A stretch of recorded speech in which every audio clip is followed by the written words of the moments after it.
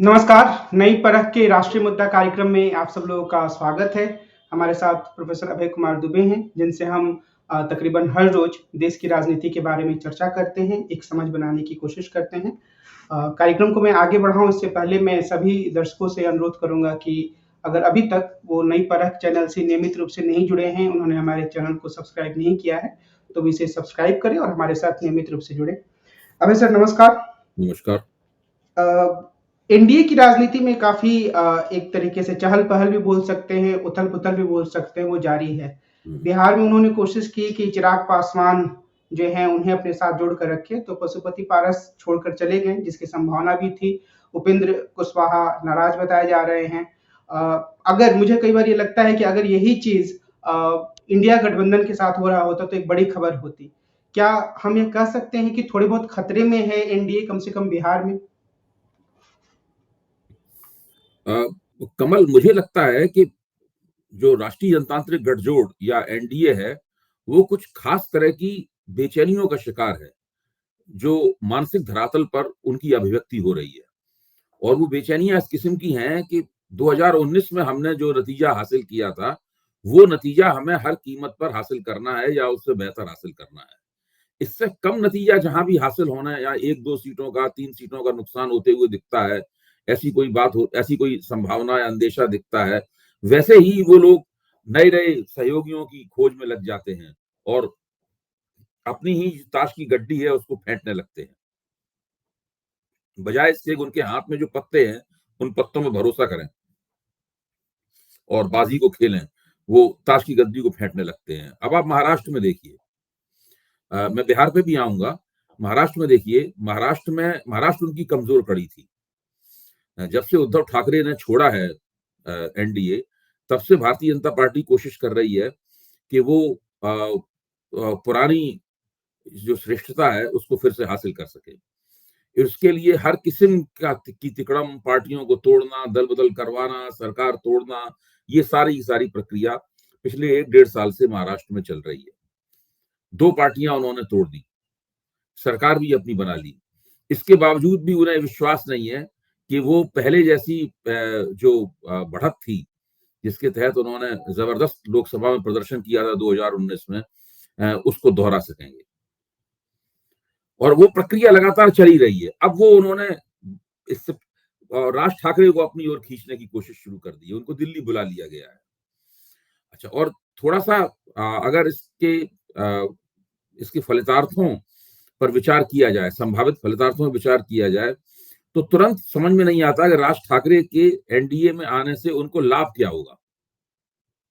केवल एकमात्र लाभ ये हो सकता है कि एकनाथ शिंदे की शिवसेना जब मराठी मानुस का वोट प्राप्त करने के लिए उन्हें पूरी तरह सक्षम नहीं लगती, तब उन्हें लगता है कि इसमें अगर हम राज ठाकरे को और जोड़ दें, तब शायद ये उद्धव ठाकरे की शिवसेना की जो मराठी मानुस में प्रतिष्ठा है, उस प्रतिष्ठा का मुकाबला कर पाएगी। अब राज ठाकरे के पास वोट वगैरह तो है नहीं। उन्होंने आज तक महाराष्ट्र की राजनीति में एक भी लोकसभा की सीट नहीं जीती है राज ठाकरे ने। उन्होंने सबसे अच्छा शायद प्रदर्शन उनका 9 या 10 कुछ एक विधानसभा चुनाव में विधानसभा सीटें जीतने का था। पिछले विधानसभा चुनाव में उन्होंने 100 से ज्यादा उम्मीदवार खड़े किए थे, केवल एक उनका जीता और उनको 1.5% वोट मिला। आप सोचिए, इस व्यक्ति के पास 1.5% वोट हो, जो केवल अपने उग्र और हिंसा फैलाने वाले भड़काऊ भाषणों के लिए जाना जाता हो, उस व्यक्ति और जिसने और खास बात यह है कि उत्तर भारतीयों के खिलाफ पिछले दिनों बंबई में जितनी भी अप्रिय घटनाएं हुई हैं, हिंसा की घटनाएं हुई हैं, वो सब उन सब के पीछे राज ठाकरे थे।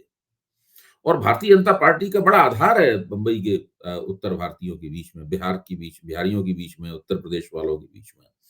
और उन्होंने एक ऐसे व्यक्ति को एनडीए के साथ जोड़ना पसंद किया है। राज ठाकरे जब आएंगे तो यूं ही थोड़ा आ जाएंगे भाई, राज ठाकरे उनके स्टार प्रचारक बनेंगे। राज ठाकरे घूम घूम कर उनके लिए बड़ी बड़ी मीटिंगें करेंगे और उसमें बड़े ही जुझारू किस्म के, भड़काऊ किस्म के वो भाषण देंगे। और उन्हें सुना जा रहा है कि उन्हें 2 सीटें भी चाहिए होंगी। वो 2 लोकसभा सीटों पर भी लड़ेंगे। 2 लोकसभा सीटें उन्हें किसी दूसरे एकनाथ शिंदे के खाते से लेके उन्हें देनी पड़ेंगी, वरना कहीं ना कहीं तो सीटें आएंगी या भारतीय जनता पार्टी अपने खाते से देगी। और भाजपा की अपनी समझ ये है पूरे एनडीए की रणनीति को लेके कि कि भाजपा खुद जितनी ज्यादा सीटें लड़ेगी, नतीजा उतना ही अच्छा होगा। अभी जब पिछले दिनों अमित शाह महाराष्ट्र की समस्याओं का निपटारा करने के लिए वहां पर आए थे, तो उन्होंने क्या किया था? उन्होंने आते ही पूरे एनडीए का एक क्लास लिया था और सबको डांटा डपटा, अपनी विशेष शैली में धौंसे और उन्होंने अजित दादा पवार से कहा कि आपको कुछ नहीं मिलेगा, आपको 2-3 सीटें मिलेंगी केवल। और एकनाथ शिंदे से कहा कि ठीक है, आप 7 से लेकर 10 के बीच में कुछ सीटें मिल जाएंगी, बाकी सब सीटों पर भाजपा लड़ेगी। ये ऐलान करके वो चले आए। इससे वहां पर परिस्थिति संभलने की बजाय और गड़बड़ हुई और काफी एक तरह का तनाव पैदा हुआ। अब उन्होंने एक घटक दल को और अपने साथ जोड़ने की जुगाड़ की है। तो ये जो महाराष्ट्र में स्थिति है वो ये बताती है कि अभी भी भाजपा की रणनीति साफ नहीं है। वो अभी भी अपनी शक्तियों के प्रति आश्वस्त नहीं है वहां पर। ये तो महाराष्ट्र में भाजपा की स्थिति है। अब आप आइए बिहार में। बिहार में क्या स्थिति है? बिहार की स्थिति यह है कि जो आपने बारात जोड़ी थी अपने पास, उस बारात में सबकी थाली में परोसने के लिए आपके पास खाना नहीं है। जब नीतीश कुमार आपके साथ नहीं थे, उस वक्त भाजपा ज्यादा बेहतर स्थिति में थी। भाई यहां भी भाजपा की रणनीति यही थी कि अधिकतम सीटें उसी को लड़ना है, क्योंकि मुझे लगता है कि वही ज्यादा सीटें जीत सकती है। और मोटे तौर पर देखा जाए तो बात सही भी है। अगर नीतीश कुमार इनके साथ नहीं रहते तो इनके पास काफी सीटें होती। ये पशुपत पारस को भी सीटें दे देते, ये चिराग पासवान को भी सीटें दे देते, ये कुशवाहा को भी सीटें दे देते, मांझी को भी दे देते और मुकेश सहनी को भी दे देते। आज स्थिति यह है कि मुकेश सहनी को उन्होंने कुछ नहीं दिया है। अब मुकेश सहनी सोच रहे होंगे क्या वो महागठबंधन के पास वापस जाए। आपको ध्यान होगा विधानसभा चुनाव के दौरान आरजेडी की जो प्रेस कॉन्फ्रेंस थी, उसमें बीच में से उठ के मुकेश सहनी चले गए थे एनडीए ज्वाइन करने के लिए। उनको कुछ भी नहीं मिला। पशुपत पारस तो बाहर निकल ही गए हैं। उपेंद्र कुशवाहा नाराज हैं, जिस प्रेस कॉन्फ्रेंस में सीटों का घोषणा हुई उसमें वो खुद गए नहीं। तो ऐसी स्थिति में बिहार में भी वो पुराना नतीजा दोबारा किस तरह हासिल कर लें और उनका नुकसान न हो, इस बेचैनी के शिकार है। इस बेचैनी के चलते उन्होंने जो निर्णय लिए हैं वो निर्णय उनकी मर्जी के मुताबिक परिणाम नहीं दे पा रहे। दूसरे सीटों का जो बंटवारा है और घटक दलों का जो चयन है, इस चयन से इस बात की कोई गारंटी नहीं होती कि एनडीए के अंदर वोटों का ट्रांसफर पहले की तरह स्मूथली, आराम से, सहजता पूर्वक होगा।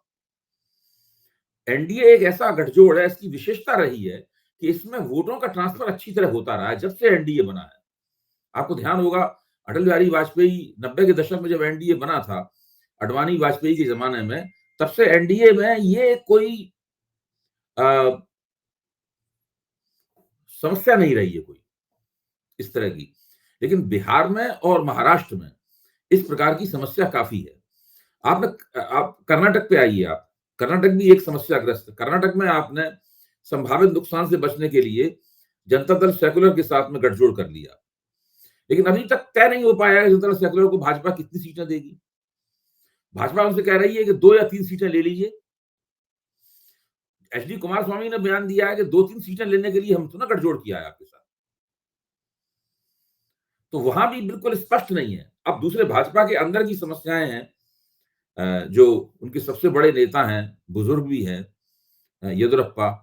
येदियुरप्पा के साथ एक दुर्घटना हो गई है। एक महिला ने उनके ऊपर आरोप लगा दिया है, कम उम्र की स्त्री ने आरोप लगा दिया है कि उन्होंने उसके साथ यौन दुराचार किया है, तो पोक्सो का केस उनके खिलाफ बन गया है। तो ये तमाम सारी समस्याएं हैं जिन समस्याओं का भाजपा सामना कर रही है। भाजपा के समर्थक अक्सर यह तर्क देते हैं कि ये तो भाजपा की बहुत बड़ी खूबी है कि वो एक-एक सीट पर ध्यान दे रही है। जहां उसको लगता है कि एक बार हम राज ठाकरे को जोड़कर 1-2 सीट निकाल सकते तो उनको जोड़ रही है, राजभर को जोड़ रही है, वगैरह-वगैरह।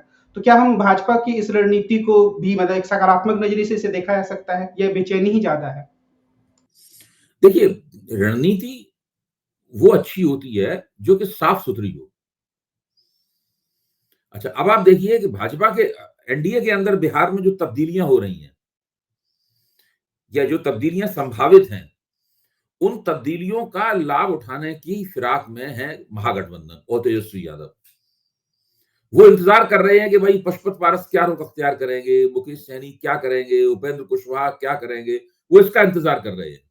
और खास बात यह है कि उनके पास खाना खिलाने के लिए पर्याप्त रूप से व्यंजन मौजूद है, यानी सीटों की संख्या बहुत है उनके उनके पास, क्योंकि नीतीश कुमार चले आए हैं, उनके पास सीटों में कोई कमी नहीं है, तो सबको संतुष्ट कर सकते हैं। और उनको ऐसे नेताओं की जरूरत भी है जो कि महादलित और अति पिछड़े समुदायों से जुड़े हुए हों। ऐसा महागठबंधन में ऐसे नेता अगर जुड़ेंगे तो उससे वो उनका अपने माई बाप वाला जो पूरा जिन्होंने अपना कंसेप्ट बनाया है उसको धरती पर उतारने में उन्हें मदद मिलेगी। किस हद तक मिलेगी, क्या मिलेगी, ये बाद में पता चलेगा, लेकिन कम से कम कुछ रास्ते तो उनके लिए खुलेंगे उसके लिए। आज एक और घटना हुई कि सीता सोरेन, जो कि शिबू सोरेन की एक और बेटी की बहू पत्नी है, जिनका कि देहांत हो चुका है, दुर्गा सोरेन, उन्होंने भारतीय जनता पार्टी ज्वाइन कर ली। तो वो भी एक तरीके से झारखंड में भी एक कोशिश भी देख सकते हैं या शायद निराशा भी मान सकते हैं कि भारतीय जनता पार्टी आपको चाहती याद है होगा कि आपको याद होगा जो निशिकांत दुबे हैं, जिस वक्त झारखंड में राजनीतिक संकट चल रहा था और हेमंत सोरेन की गिरफ्तारी की चर्चा चल रही थी और कहा जा रहा था कि वो फरार हैं, ये है, वो है, इस तरह की तमाम बातें की जा रही थी। उस वक्त वो दिन में 2 बार आके टीवी पे बयान दिया करते थे निशिकांत दुबे, और उनका दावा ये था कि सीता सोरेन दुर्गा सोरेन तो उनके मित्र थे और सीता सोरेन उनके संपर्क में है, भाजपा के संपर्क में है, और वो सारा मतलब इस तरीके से पूरी बात इस तरीके से बताते थे। तो उन्होंने खुल के कहा कि सीता सोरेन जो है वो भारतीय जनता पार्टी के संपर्क में है। तो भाजपा के संपर्क में तो उन्हीं दिनों से ये है। तो भारतीय जनता पार्टी को आदिवासी सीटों के ऊपर झारखंड मुक्ति मोर्चे से बहुत कड़ा मुकाबला मिलने का अंदेशा था। उस अंदेशे को दूर करने के लिए वो झारखंड मुक्ति मोर्चे की शक्तियों को अपनी तरफ तोड़ रही है। तो मधु कोड़ा की पत्नी को तोड़ा गया, वो चली गई, उनको टिकट दे दिया। अब सीता सोरेन को तोड़ा गया है, तो ये प्रक्रिया जारी है। इस संदर्भ में क्या हम ये कह सकते हैं कि अगर भारतीय जनता पार्टी, जो उसके बहुत मजबूत इलाके हैं, जिसमें उत्तर प्रदेश में शामिल है, वहां जीत हासिल कर रही है, फिर भी वो 4 या 5 राज्यों में बुरी तरह से फंसी हुई है या उसे हार का खतरा है? जी हाँ, मैं ये वो इलाके हैं जिन्हें भाजपा विरोधी स्विंग निकल सकता है, जिनसे स्विंग स्टेट हैं, लेकिन कौन से स्विंग स्टेट हैं जिनसे भाजपा को नुकसान हो सकता है। भाजपा वहां अपने प्रदर्शन के प्रति आश्वस्त नहीं है और उसके लिए वो नित्य प्रति हर वक्त कोई ना कोई नई जुगाड़ सोच रही है, कोई नई तिकड़म सोच रही है। तो जो जो एनडीए है वहां पर उसका राजनीतिक समीकरण अभी तक कहीं भी स्थिर नहीं हो पाया है। तो उसमें क्या हम कर्नाटक को भी शामिल कर सकते हैं? कर्नाटक निश्चित रूप से उसमें शामिल है। कर्नाटक में हालांकि केवल एक ही घटक दल है उनके पास में, लेकिन वो घटक दल बहुत ही महत्वाकांक्षी घटक दल है ऐतिहासिक रूप से। वो कभी संतुष्ट नहीं होता है। तो एचडी कुमारस्वामी को जब मुख्यमंत्री बना दिया था पिछली बार कांग्रेस ने, तो वो ही कांग्रेस के खिलाफ वक्तव्य देते थे, कांग्रेस के खिलाफ वक्तव्य नहीं देती थी। एचडी देवगौड़ा की ये पार्टी है और उनके बेटे उत्तराधिकारी एचडी कुमारस्वामी हैं, वो इस तरह के हैं, वो कभी संतुष्ट नहीं होते। इस तरह की समस्याएं दूसरे इंडिया गठबंधन के साथ भी हैं। जैसे कि महाराष्ट्र में आप देखिए, जो महाविकास अघाड़ी है, उसमें एक किरदार है, इसका नाम है प्रकाश अंबेडकर। प्रकाश अंबेडकर एक ऐसे किरदार हैं जो कि लगातार शर्तें लगते रहते हैं, नई से नई। वो चिट्ठियां लिखते हैं, चिट्ठियों को प्रेस में रिलीज करते हैं, और वो इस तरह की शर्तें रखते हैं जिनको मानना सबके लिए बहुत मुश्किल है। जैसे कि उन्होंने शर्त रखी है कि ये आपके उद्धव ठाकरे और शरद पवार, ये सब लोग लिख के दें कि वो लोग चुनाव के बाद भाजपा में शामिल नहीं, भाजपा के साथ गठजोड़ नहीं करेंगे। अब कौन मतलब ये लिख के देगा और क्यों अपने लिए भविष्य की गठजोड़ राजनीति तो हमेशा दोनों सिरों पर खुली रहती है। आप हमेशा इधर उधर तमाम तरह के समझौते करते रहते हैं और समझौते तोड़ते रहते हैं। अब उन्होंने ये शर्त रखी थी वहां पर पिछली बार। लिख कर देने का मतलब ये होता है कि भरोसा नहीं है। हाँ हाँ, कोई कहता है कि आप लिख कर दीजिए, आप लिख के दें, इस प्रकार की शर्त। तो वो अब इस जाहिर है कि अब उनकी वजह से लगातार जो महाविकास आघाड़ी है उसके खिलाफ खबरें बंद निकल के आती रहती हैं और मीडिया में आती रहती हैं। वो कुछ ना कुछ इस तरह का काम करते रहते हैं। एचडी कुमारस्वामी के साथ समझौता करने का भी यही है। एचडी कुमारस्वामी किसके साथ समझौता नहीं कर चुके हैं? कांग्रेस के साथ समझौता कर चुके हैं, चुनाव भी लड़ चुके हैं, सरकार भी बना चुके हैं, भाजपा के साथ भी लड़ चुके हैं, सब कुछ कर चुके हैं। मतलब वो हमेशा वो ताश की गड्डी फेंटते ही रहते हैं वो। अभी पिछले दिनों जो चुनाव सर्वेक्षण आए, उसमें कम से कम 2 या 3 राज्यों में भाजपा को तो बिल्कुल कमजोर स्थिति में दिखाया जा रहा है या नहीं है वो, तमिलनाडु में, केरल में। लेकिन ऐसा कहा जा सकता है कि कर्नाटक में और आंध्रा में वो काफ़ी मजबूती से वापस आ सकती है। तो देखिए, कर्नाटक की जो स्थिति है उसकी तरफ हम लोगों को ज़रा ऐतिहासिक दृष्टि से भी देखना चाहिए। अयोध्या आंदोलन के बाद से ही कर्नाटक में भारतीय जनता पार्टी हर लोकसभा चुनाव में अच्छा प्रदर्शन करती रही है। उसकी सरकार वहां पर प्रदेश में चुनाव विधानसभा में जीते या हारे, भारतीय जनता पार्टी कर्नाटक में हमेशा अच्छा प्रदर्शन करती है। तो कर्नाटक में इस बार भी उसका प्रदर्शन खराब नहीं होगा। यहाँ सवाल ये है क्या पिछला प्रदर्शन वो दोहरा पाएगी या उसमें से 5 सीटें कम हो जाएंगी। यहाँ तो भाजपा का संकट ये है कि 4-4 अगर मान लो किसी प्रदेश में मान लीजिए 25 सीटें हैं और पिछली बार भाजपा ने उसमें से 24 जीती थी। अब उसे या तो 24 जीतनी है या 25 जीतनी है, और कोई विकल्प नहीं है उसके सामने।